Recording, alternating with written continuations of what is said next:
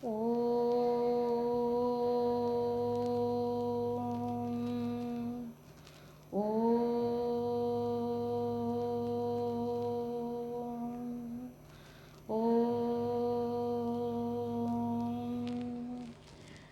गुरु ब्रह्मा गुरु विष्णु गुरुदेवो महेश्वर गुरु साक्षात् परब्रह्मा तस्मै श्री गुरुवे नमः।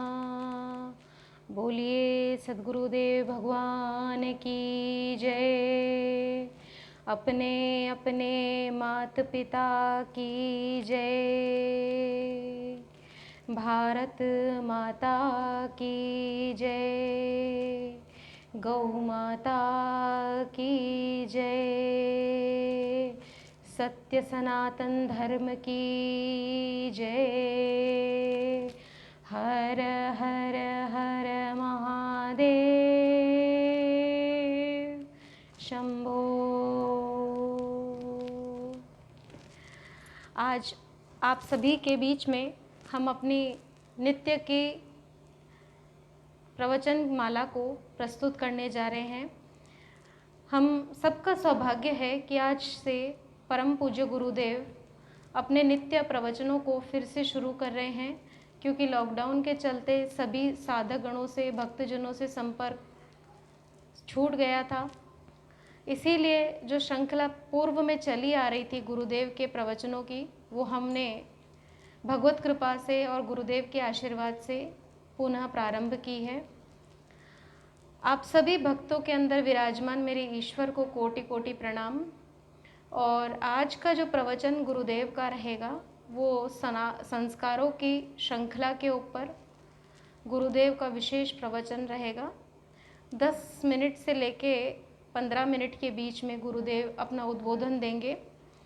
मेरा आप सभी से निवेदन है कि प्रवचन को ध्यानपूर्वक सुने, और ध्यानपूर्वक सुनने से मेरा अभिप्राय इतना है कि जब आप बैठें तो अपने ध्यान और साधना को, भाव को स्थिर करके एकाग्रता से एकांत अपने मन में धारण करते हुए सारे जगत के विचारों को छोड़ते हुए एकनिष्ठ अपने मन में गुरुदेव के प्रति श्रद्धा रखते हुए इस प्रवचन को सुने।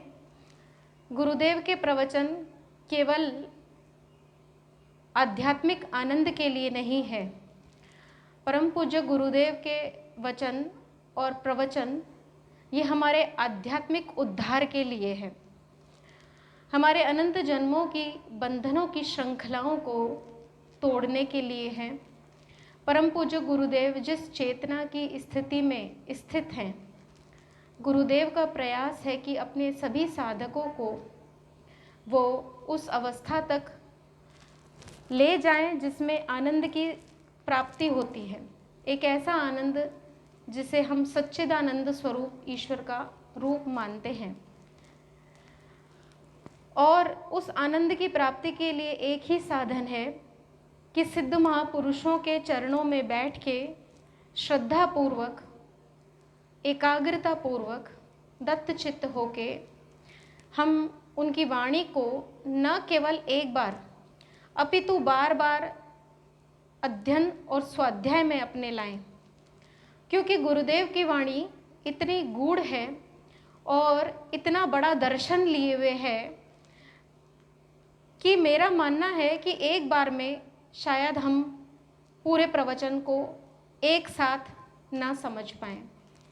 हरि अनंत हरि कथा अनंता, जिस तरह से भगवान विराट है, व्यापक है, तो तुलसीदास जी बाबा कहते हैं कि भगवान का गुणगान कौन कर सकता है। अर्थात भगवान तो अनादि हैं, भगवान तो अनंत हैं, व्यापक हैं, बुद्धि के परे हैं, कौन उनका गुणगान कर सकता है।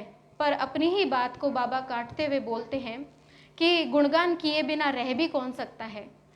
तो मेरी मति जितनी है, मेरा ज्ञान जितना है, मैं अपनी मति के अनुरूप, अपने ज्ञान के अनुरूप, अपनी प्रवृत्ति के अनुरूप आधा अधूरा गुणगान प्रभु का कर रहा हूँ। ये राम कथा वही है।